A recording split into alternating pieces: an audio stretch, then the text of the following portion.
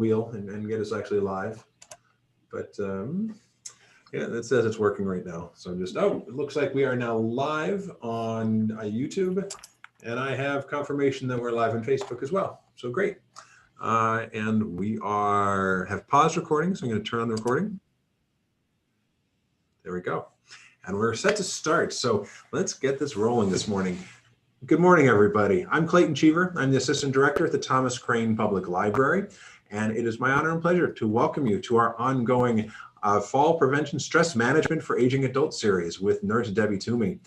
We have some special guests today that Debbie will be introducing here in just a moment. But I just wanted to take a moment and welcome you all. Hope that you're having a wonderful December and staying super well and healthy. We have some exciting programs happening here at the library. If you're looking for some gifts and are still trying to figure out what to do for some friends and family, we have a great program coming up on Thursday evening. That's just in a couple days at 7 o'clock. We have a program that is Cooking with Colin. Colin is a friend of the library and of my own that I've known for many years. He's also a chef that does cooking programs, and he's done a number for us. You can find them on our YouTube channel if you'd like to go and look at his past programs. His program this Thursday is all about DIY delicious gifts that you will love to eat. So I encourage you to join it. You can learn about all sorts of treats that you can make that you can also give away. So that's a great way of, for that friend who has everything, they can still enjoy some food. And for those of us who don't have everything, we also enjoy food. So please, and he makes delicious food that everyone enjoys. He's really good at accommodating whatever the dietary preferences of your friends are. He will have something that I can guarantee that you will be able to fit for the most challenging folks. So please join us on Thursday night if that sounds interesting. We have a lot more, so go out and check out our calendar at thomascranelibrary.org to learn about all the programs that are happening here and the current services that are available here at the library in Quincy. It's just great to have you. I know this can be a stressful time of year as well, and I'm really grateful that we have this morning's program with Debbie and our friends Cathy and Tom. So I'm going to stop talking and pass it over because I know we're really excited to have you here. Good morning.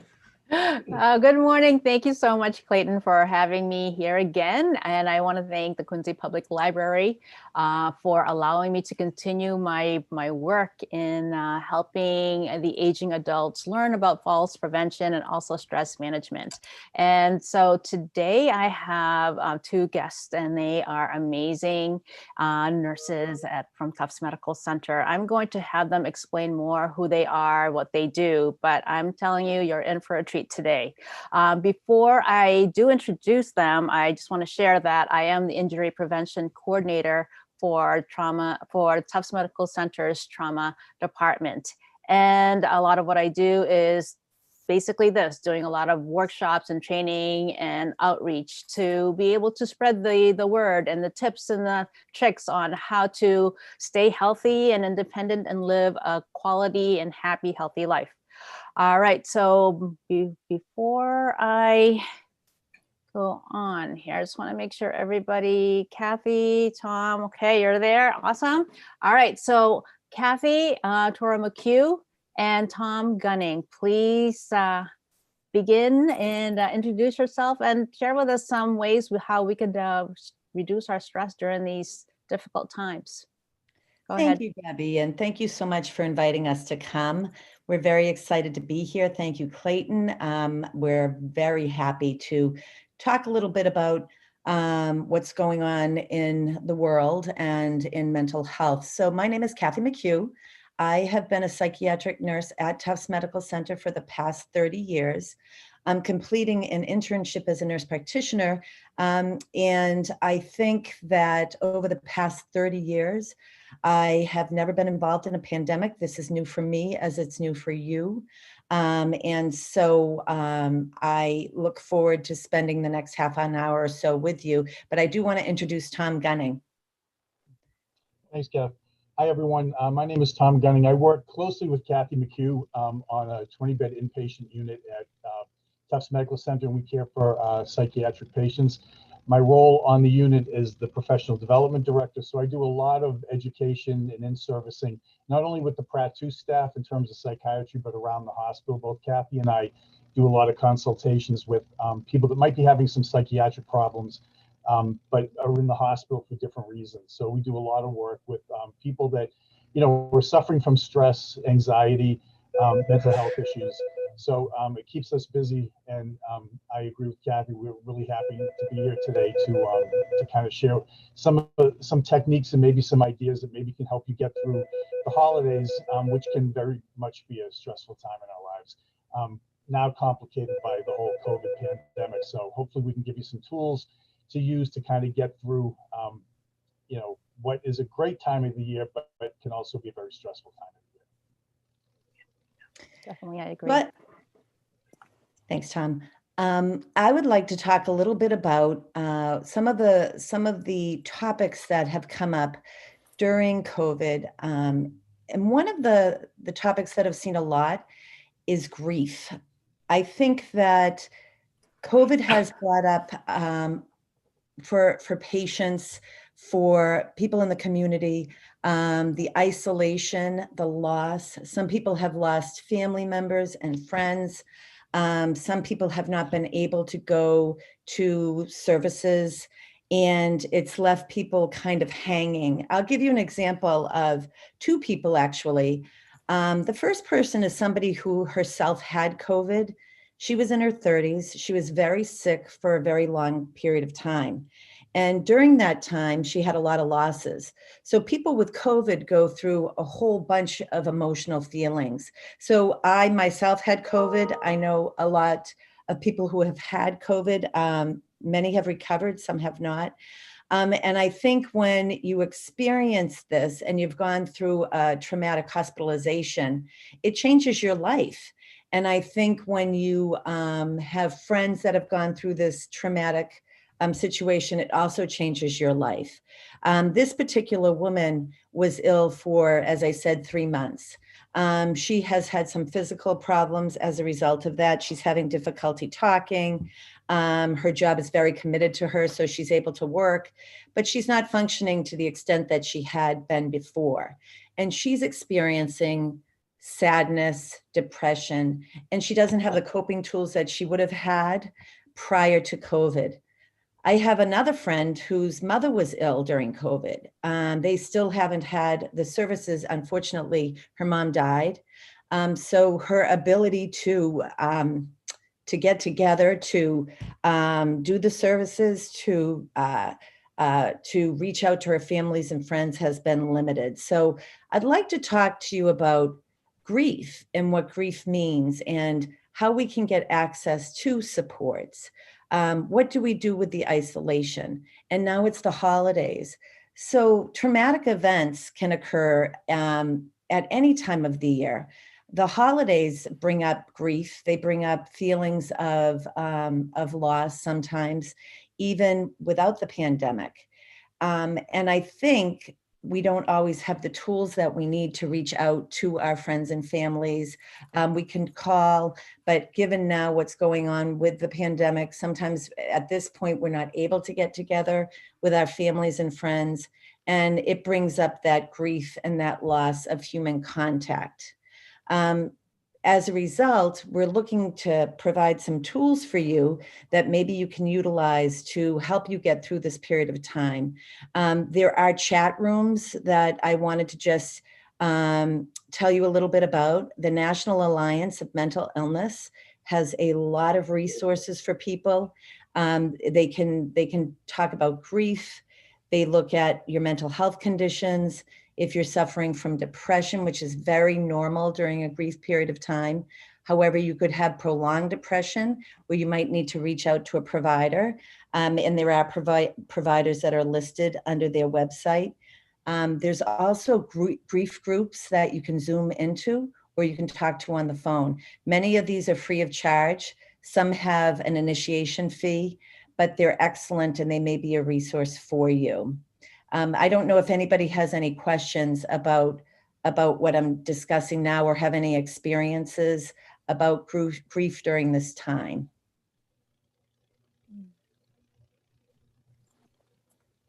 Feel free to use the chat if you want to say something or mention something, but I'd like to be able to share that. I totally agree with you, Kathy, that it's really a difficult time, and it does bring up a lot of maybe suppressed type emotions that, we try to keep at bay so that way we could be stronger for others in our life, or maybe so that we can do our work the best way we can. We try to keep it, under the lid, but sometimes we don't even know it. It can just, our emotions can just blow up.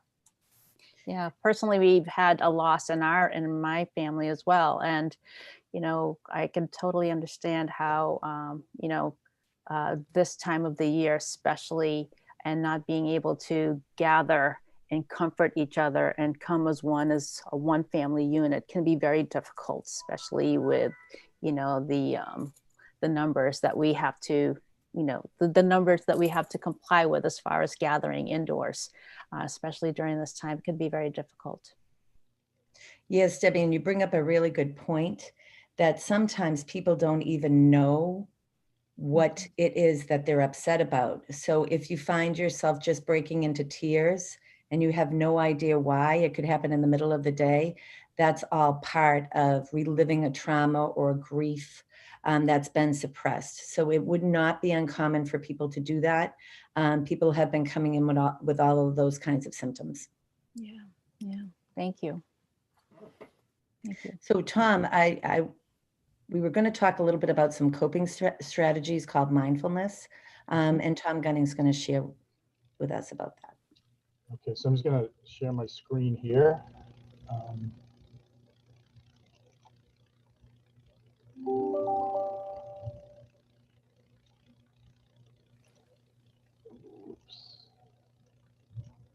There we go. So what I'd like to do is just kind of share with you a couple of different types of coping strategies, all kind of under the umbrella of what we call mindfulness. You might be familiar with it. It's gained a lot of popularity in the past few years. And basically what the simple definition is it keeps us in the present. So to look at really what mindfulness is about, it's really a mental state achieved by focusing on one's awareness on the present moment while calmly acknowledging and accepting one's feelings, thoughts, and bodily sensations. Studies show that we spend more time thinking about the past and the future than we do what we're doing in the present. And that has a lot of real negative results. Sometimes we're so focused on the future, or we're so focused on the past that we're missing signs that maybe our body is telling us that maybe there's something going on with us physically, but we don't have the mindfulness to be in the present, to recognize or acknowledge those feelings, thoughts, or maybe symptoms. So the whole point behind mindfulness is to keep people in the present so that you can experience the emotions that you're feeling and hopefully bring resolution. When we don't look at things, when we kind of shove them under the rug, or we are in denial, or we just choose not to look at things, what typically happens is cumulatively those feelings and all those suppressed feelings, they become much larger than they originally were, and sometimes they have physical consequences. People may develop ulcers, or they may develop anxiety problems. Mindfulness is really about acknowledging what's going on in the present and dealing with those issues. And when we're more in tune to where we are in the moment, we're able to develop the resiliency to deal with the problems that are facing us. And you'll find a lot of therapists, a lot of wellness people, they use mindfulness as a really effective therapeutic technique to really help people, especially with anxiety. And if you're like me, or a lot of us, we have a lot to worry about, right? I mean, we're in the middle of a pandemic. We just had a very contentious election. I mean, there's a lot of things going on in the world that really can shift our focus away from us in terms of what we need. And they're all kind of trigger points for more anxiety. So what mindfulness really endeavors to do is to really keep us in the moment and keeping us aware of what's going on in our minds, in our bodies, in our spirits. And it really helps us to kind of take all the negativity around us and kind of funnel it through a more healthy way to deal with that. So it's with that, just kind of a little commentary today. I'll live in the moment unless the moment is unpleasant, in which case I will eat a cookie. So basically, the reason why I like this particular cartoon is one of the things that mindfulness really calls us to do is to not only live in the moment, but to deal with those unpleasant feelings. And sometimes it's just a matter of sitting with those feelings and letting them kind of pass. When we don't acknowledge those feelings, when we kind of, push them in the background, that's when we can start to experience very negative consequences of not dealing with that particular feeling. Mindfulness, in a way, makes us confront some of the things that we're feeling in the moment in order to provide resolution. And that could happen in many different ways. So again, just a little bit more definition about what mindfulness is. So it's a state of active, open attention on the present. Again, we are such a species that lives in the past as well as the future that we totally forget the present. And what mindfulness does, it's like this magnet that just kind of pulls us back into the present and out of the past and the future.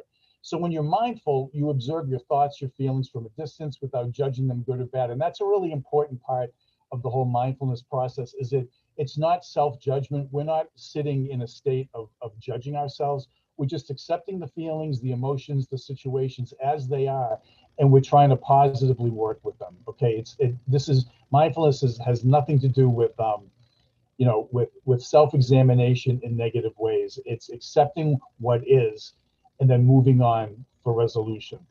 And when we live in the past and the future, we miss the present. So we could be losing decades to living in the past and the future, and we're really missing on what life is offering us in the moment. And that's one of the things that mindfulness helps us do, is to be aware of all of that. So instead of letting our life pass by, when you do practice mindfulness, you live in the moment and you're awakened to whatever experiences you're having in that particular instance.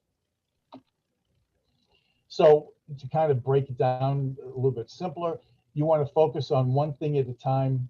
You want to be aware of your emotions and acknowledging that they won't last forever. And you always want to try to stay in the present, or as we like to say as mindfulness practitioners, be here now. Okay? Don't be in the past. Don't be in the future. Be in the present. Just another little quote. Yesterday is history. Tomorrow is a mystery. Today is a gift. That's why it's called the present. Okay? Kind of a little tongue-in-cheek there, but I think the point is really important, is we can't do anything about the past. We don't have enough information to make any decisions about the future. We need to concentrate on the present. It's a gift. And when we choose not to do that, we're missing out on a lot of what life has to offer. So just some reasons in terms of why should you practice mindfulness. Studies show that it boosts our immune system. It increases positive emotions and reduces negative emotions and stress. It also increases the gray matter and regions of our brain linked to learning, memory, emotion regulation, and empathy. And as we get older, those are like worth their weight in gold. I mean, those are really great byproducts of mindfulness that are really important to consider. Mindfulness helps us to focus and tune out distractions. It improves our memory and attention skills. It fosters compassion for others and ourselves. When we can kind of accept ourselves for where we are and where we're at, that self-acceptance translates into empathy and accepting others. So it really does help us, boost our compassion quota. It helps parents, schools, prisons, healthcare professionals, veterans, and more. I know Cathy and Debbie, we can all speak to this. Mindfulness has become a very, very popular practice in nursing, and really in the whole healthcare field at large, but particularly in nursing because of the types of jobs we have, because of the kinds of stress that we face. And in terms of some of the patients that we care for, this is a practice that in our own practice, we can pass on to help patients deal with whatever it is that they're going through. It also enhances relationships. When you're in the past or you're in the future and you can't get out of those realms, what typically happens is your relationships start to suffer because you're missing cues that people may be trying to communicate with you, or you might be missing cues that or they may be missing cues that you're giving them. So being in the present, practicing, having a mindfulness practice really helps sustain and enhance your relationships. And I thought this was really interesting, that it fights obesity. And then when I thought more about this, it only kind of makes sense. If you're in the moment and you're not fretting about the past or the future, a lot of times, I know with myself, food is a great medicinal remedy. Instead of dealing with my feelings, instead of sitting with the discomfort, I'll get up and open up the refrigerator. I'll go to the cabinets and start, foraging on anything I can get my hands on.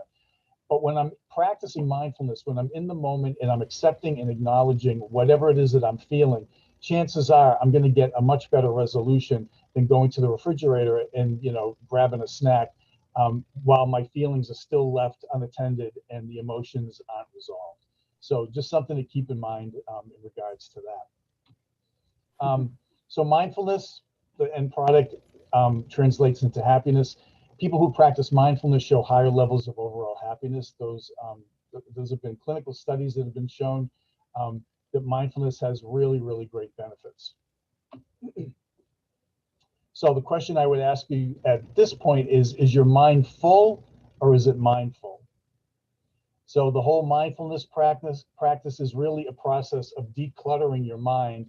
And it's a discipline, so it takes time to develop, it takes time to practice by shifting from that mindfulness to being mindful. So get the clutter out and start living in the present. The clutter could be the past, the present, the future, but what you want to do is you want to just kind of clear all that out and just be present in the moment. So more studies, what makes people happy has less to do with what they are doing and more to do with whether their attention is fully present in the moment. Kind of makes sense, right?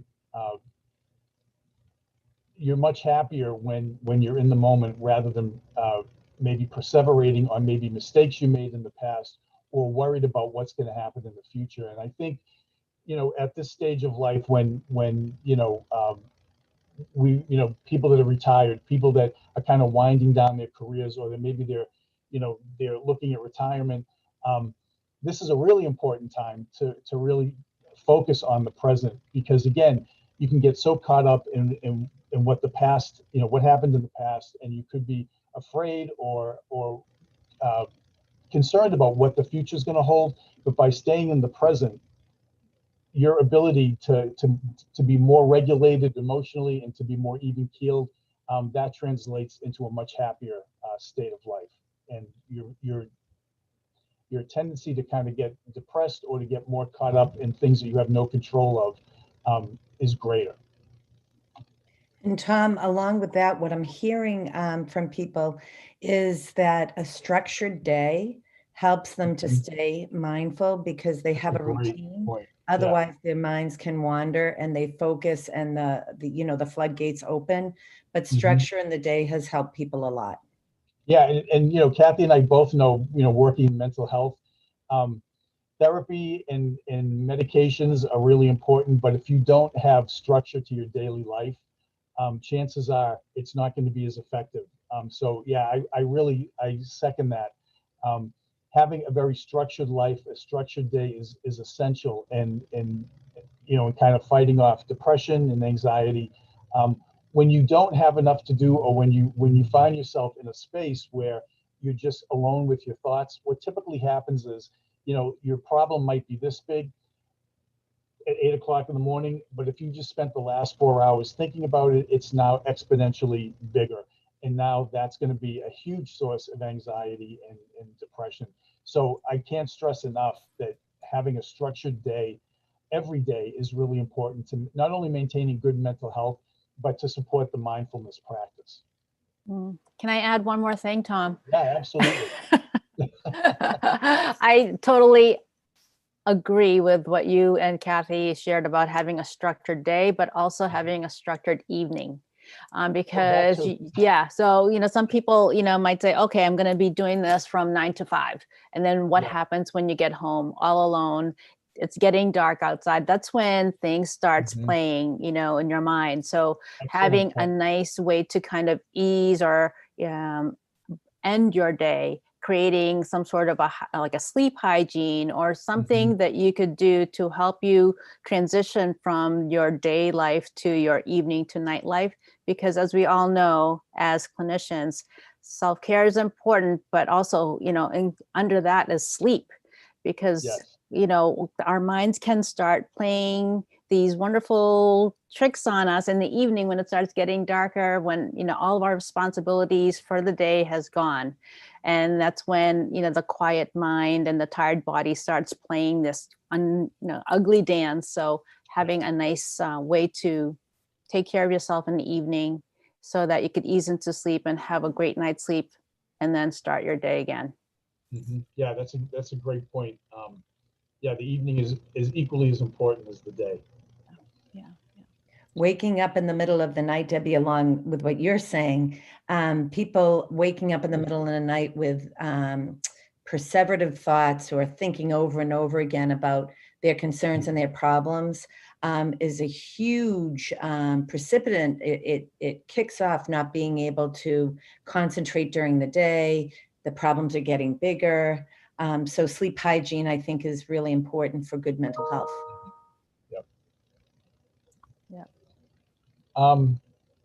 So let's see. So here are a couple of tips in terms of how do we practice self-care.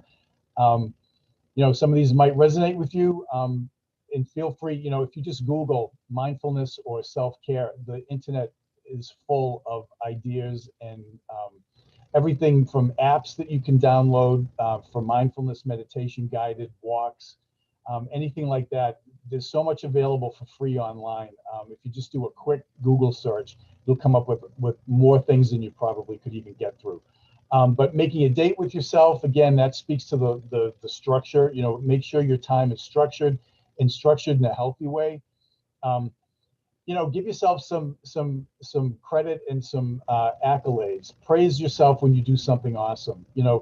We're so negative towards ourselves sometimes, and we don't give ourselves enough credit for the things that we do, for the things that we've endured, for the achievements we've made. Cut yourself some slack and give yourself some praise. It really goes a long way. Sometimes just by unplugging, the world gets more complex, it seems, every day, and we get so full of stuff that some of it's pertinent to our lives, some of it isn't, but sometimes we just have to unplug. And however that works for you, it could just be, getting home, closing the door, making a cup of tea, and just sitting in your chair and just kind of like de-stressing that way, just kind of emptying your mind, relaxing your body. Some people find journaling really helpful. Sometimes you have a lot going on in your head, and our brains think much faster than sometimes we can process. The act of journaling, the act of writing slows down those thoughts and really helps us gain a little bit more clarity or pay attention to things that we might have missed if we just kept them in our head. So journaling is really effective for that. Meditation, there's just lots and lots of information that points to meditation as being one of the best ways to handle and manage stress and to just really, give you overall physical health. Take a class for fun, something that feeds your soul. If you like to cook, take a cooking class. If you're an artist, take a painting class. Find things that you like to do and fill your life up with those things. Again, speaking back to the whole, the importance of structure. Find things that you really like to do and things that will occupy your time and give you not only self-satisfaction, but give you, things that will enhance your sense of self-worth. The more you can do that, the better off, you're going to be able to have that resiliency to kind of take those things that life, sometimes throws at us. Take a quick nap, one of my personal favorites. Love to nap. I think in that short period of time, the restorative powers, are really, really great. Eat something you enjoy. Take a long bath or shower. Do a midi declutter.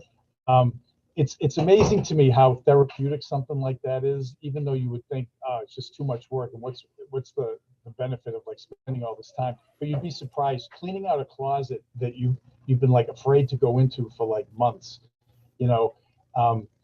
maybe do some spring cleaning, start to downsize, or maybe, you're going to take on a minimalist kind of sensibility when it comes to where you live and in your environment. That has a lot of really great mental health benefits in terms of not only does it declutter your space, but it declutters your mind. Run or walk for a few minutes. Pet therapy, if you have a pet, that's great. If you don't, maybe think about getting one, or enlist the help of people, maybe members of your family or neighbors or friends that have dogs. Offer to take them for walks or to care for them if the owners are away. Interacting with pets have really, really great benefits when it comes to de-stressing and kind of boosting your mood. And then spend time with real friends and other people who lift you up. I know, because of COVID, this has been a huge challenge for a lot of us. Thank God that we have technology like Zoom.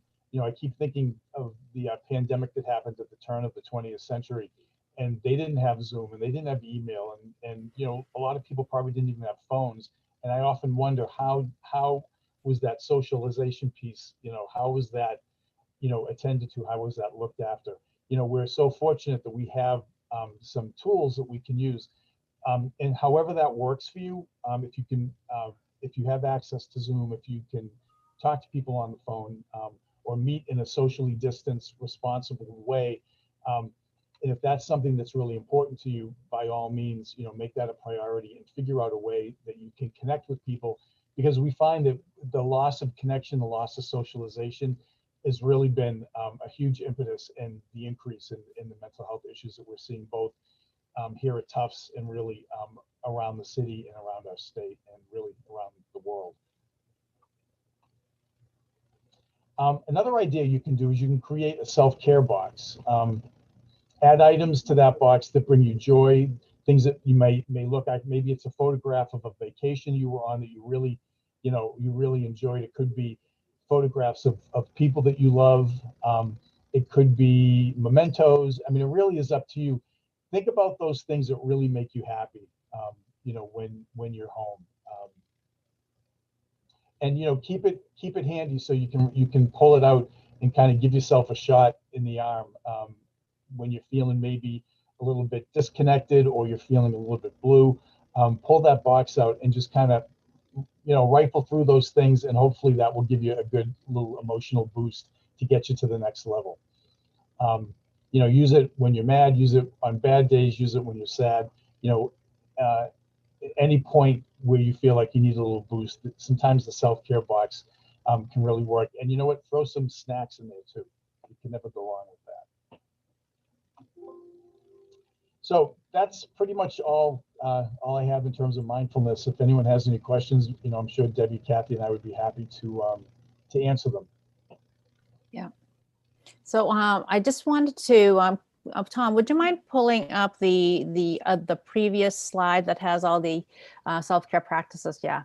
I mean, the list that you have here, oh my gosh, they're just common sense in a way, but it's just great to have them on one page just to remind us of all the different things that we could do. And I can't help but think how, you're talking about mindfulness and how important it is also to give ourselves permission to do mindless activities. So that way we can unhook and be able to just stop the thinking for, or stop being on social media, just to kind of do something. Maybe a lot of people seek a lot of they look for funny memes or watching funny shows. So that way they could just kind of, in a way, just laugh and be able to just forget about their worries. And I do agree with the decluttering. That does, it seems like a daunting thing, but if you give yourself maybe like 10 minutes to just kind of fill a paper bag, grocery bag full of junk that you've been wanting to throw away, it really does make a difference as far as the mental. It's crazy how that works. Yeah.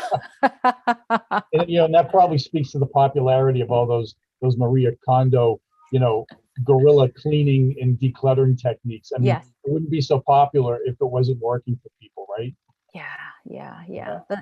The thing is, with social distancing, buying a lot of things online is a form of therapy for some people, shop therapy, right? Retail therapy. And, it makes me think about, okay, how much clutter are they going to end up having after the pandemic because of their way of trying to soothe themselves and getting something from someone, even though that's a it's good for point. them, right? Yeah. Now, you mentioned taking a nap. What other self-care practices do you like to do for yourself? You and how about you, Cathy? Well, I think one of the things that's been very helpful for me is reading and looking things up on the internet because I think it's helpful for me in my resilience and mind feeling mindful is that I can get some resources for myself to help me to relax, to gather more information because we're thinking about, we have a little bit more time in this. And I really like to learn more, but too much information can be difficult as well. Too much information can make us stressed out. So it's that balance of not watching the news every 5 minutes and finding out what's going on versus finding information out that might help you. Like the websites that are there, mass.gov has a lot on there that's helpful. So looking at things that will feed you, as Tom said, feed your soul, help you to feel good, reading a novel, whatever makes you maybe escape to a different place might be helpful. That's what's helpful for me. Yeah, and don't discount like really simple things like exercising, taking a walk. All those activities help increase brain chemistry that makes us feel a lot lighter, a lot gives us a little boost in our mood. All those endorphins get released, and we feel better. So definitely don't neglect exercise. It really does a lot of really great things for us in so many ways. Yeah, definitely. And being creative and how you can connect with others. I was just at a meeting yesterday with a group of Boston Hospital Violence Coalition. And we started the meeting by asking how everybody's doing, checking in, because the violence level it has gone up. And so how are we taking care of ourselves? And one of the members said, oh, instead of sending texts to a friend, they would do a little voice text or a voice message. So that way they're sending a quick note, but using their voice. So if you have that capability on your phone to send like a little short video, hi, how you doing? Thinking of you type text by on your phone is a nice personalized way to connect with somebody, or even maybe writing the old-fashioned letter, snail mail, writing to somebody, and allowing yourself to just kind of write what you want to write, and then sending it to somebody. So it's really a nice gesture.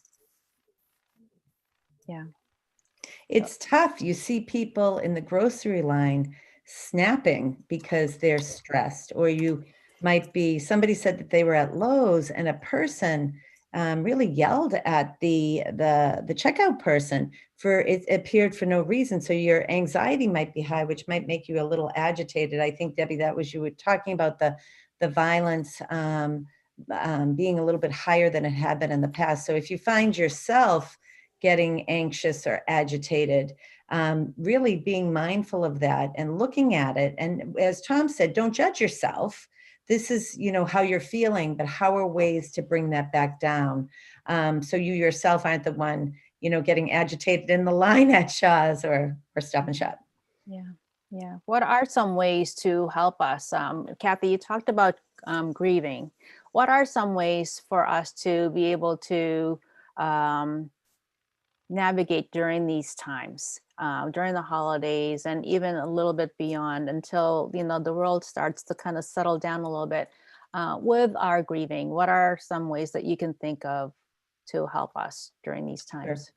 Sure. What I'm finding is that people are having this prolonged grief process because they haven't been able to come to some resolution on what's happened. So a person may have died, you know, a year ago, and because they haven't been able to reach out to families and friends, that long period of time where you're feeling sadness is making people feel depressed. So one of the things you could do is reach out to a professional. If you are in that process where you're feeling like you can't take care of your hygiene, or you can't get out of bed, if you're not eating, if you're eating too much, if you're having feelings like, you know, life isn't worth it anymore, that's the time you really need to reach out to someone. Your safety is very important. And I can see how that happens. I see that people haven't had their outlets like these things. They haven't been able to go to the gym, or they haven't been able to leave their house. And it's scary. Let's face it, it's scary.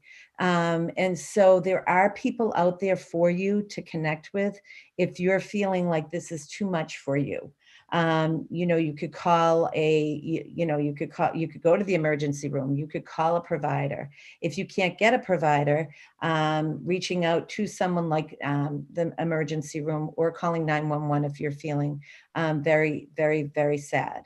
The other things is, you know, looking at pictures of loved ones, maybe making those phone calls to people also who are grieving can be very helpful.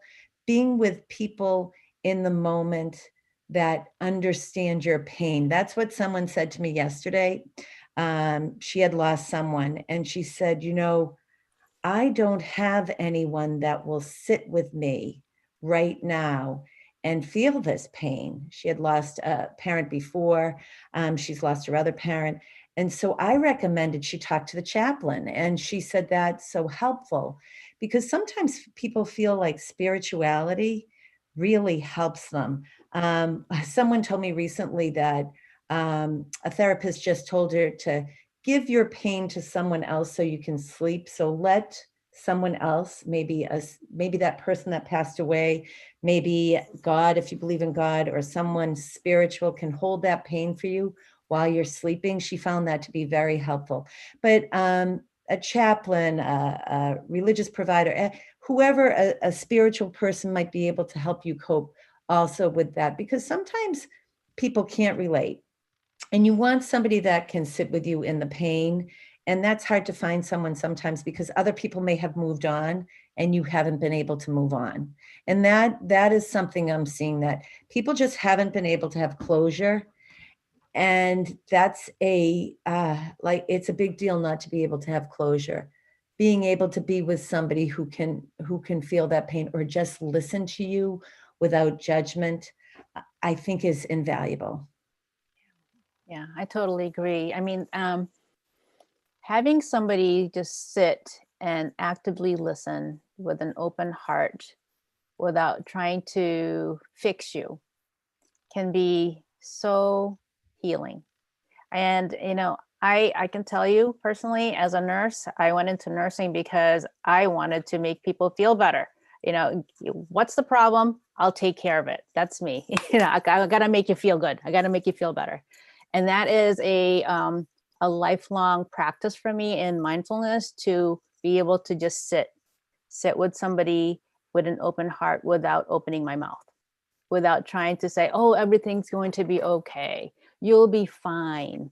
Or, you know, I'll get you something. You want a cup of tea? It's just, I need to sit with that person who is trying to sit in their pain.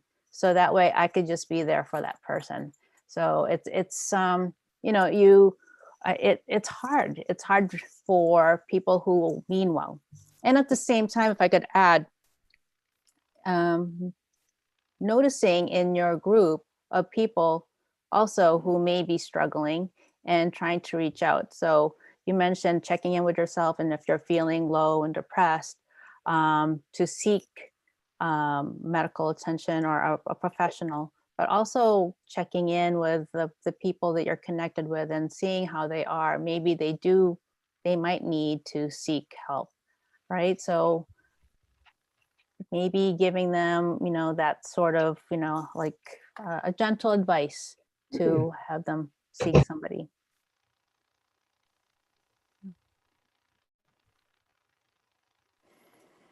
Just want to throw out there's another really good website, which actually is where is the content of the slide presentation is from this organization. It's called the Bounce Back Project. And it's a multidisciplinary organization of all different types of healthcare professionals whose main focus is on happiness through well-being and healthcare. So if you're interested, it's bouncebackproject.org. Oh, that's great. Thank you. Thank you. So Tom, would you mind, is there like one particular mindfulness practice that you could share with us that you love to do yourself, or even like to share with patients that you feel has been very effective? Mm-hmm. For myself, when I have to kind of de-stress or I really try to stay in the moment, I really find like listening to like music really helpful for me.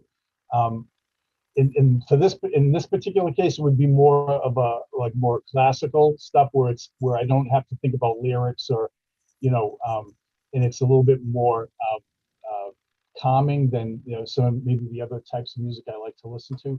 But I find that when I kind of put that on in the background, and it helps me kind of get back in touch with myself in terms of being able to think what's going on in the moment, and I just find it really helpful. I also like to paint, so sometimes I found that just get in front of a canvas and some brushes and paint, that really helps me kind of. It's a very meditative process. It was kind of this kind of Zen experience, where you just all of a sudden become so focused on what you're doing that whatever you were struggling with prior to that, it just kind of dissipates, and you are able to be in the moment via that particular practice. Mm-hmm. I think people like that Calm app that you can put on your phone. Yes, I'm hearing a lot of people going to sleep with that. A lot of people like that. There might be a fee connected to that. I'm not exactly sure, but it's a meditative tape that people love, and that helps them to fall asleep. Mm-hmm. Cathy, besides reading, is there anything else that you like to do to help you with the self-care or to relax? I love to take a bath. I love to talk to my family on the phone. I love the phone too much, and I love to talk to them. I love to laugh, make jokes. And, we do Zoom. Sometimes we do Zoom cocktail parties where we all get on the computer, and you can even have full dinners with friends and family, which is fun. So making the holidays fun in a different way, I think we all have to reach out. So some people are like leaving gifts on people's doors. If your family lives far away, it's actually an opportunity to have dinner with them. We would never do that before. We may all put the computer up and you can see your family in California and you're Zooming with them on the holidays. So there's creative ways, like you said, Debbie, that people are using to make the holidays a little bit more interesting, because it's going to be different. The holidays are different. We're trying to decrease the spread. So spicing it up a little bit any way that you can may help us to feel better about the holidays. Mm-hmm, mm-hmm. I totally agree. I saw something on Facebook, how, there's a picture of this gentleman with this white beard and this tacky looking mask. And it says there on the meme, that Christmas sweater is so 2019, Christmas ugly mask is 2020. So, whatever it takes to be creative and to have fun with what you have, and just, realize that, the way we're celebrating our holidays now is going to be something that we'll always remember, and think about, and hopefully kind of, we could borrow some best practices, some really new traditions that we cultivated during these times going forward. It's really important too and I know this term gets a lot of overuse, But I really find that like gratitude is really important, that to just sit down and in spite of all the stuff that's happening in our world and in our communities, that sitting down and just being grateful for the positive things. I know that helps me a lot when I start getting overwhelmed with, whatever it is in that particular moment. If I can sit back and say, all right, this isn't happening, but I still have this, or I'm grateful for that. I mean, for me, it really puts things into perspective, because, we kind of get so tunnel vision sometimes, especially when we're on a particular, issue or topic that's really causing us a lot of stress. Just kind of like putting that aside and just realizing where we are in the moment and what we have to be grateful for, it kind of puts things into perspective. I totally agree. I was watching a video on YouTube. They were interviewing John Kabat-Zinn, and he said that if he was to rewrite his book, Full Catastrophe Living, where he introduced 7 approaches to mindfulness there, he would add 2 more approaches, and one of them would be gratitude, and the other being generosity. Because gratitude is a nice approach to mindfulness. It gets you in the present moment, and it really builds the positivity level.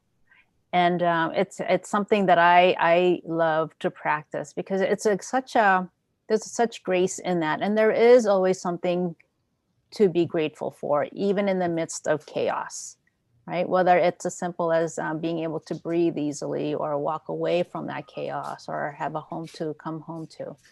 Always trying to find what we can be grateful for is so important.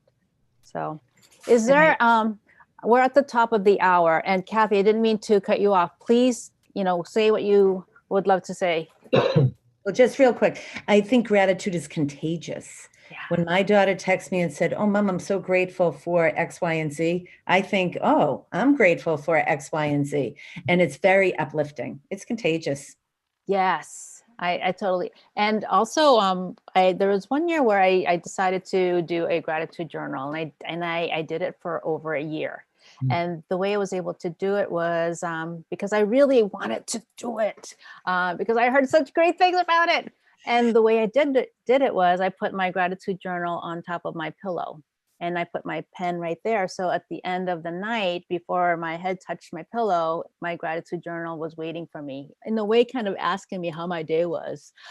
So it really became a nice habit for me to be able to cultivate gratitude in that respect. It's a nice way to end the day on the positive. Yeah.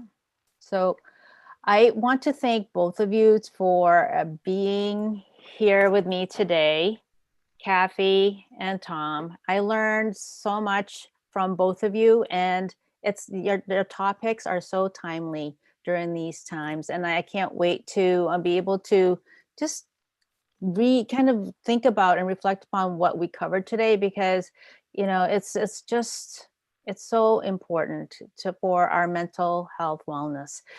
So is there any one lasting bit of advice that you would like to share with us before we end the program today? What's the one thing that, if we were to do it today, can make us feel good? Well, I think the gratitude thing would be a great way to start. So I'm going to say how grateful I am that you invited us to do this, Debbie, because I learned so much too. And it's going to give me some things to reflect on.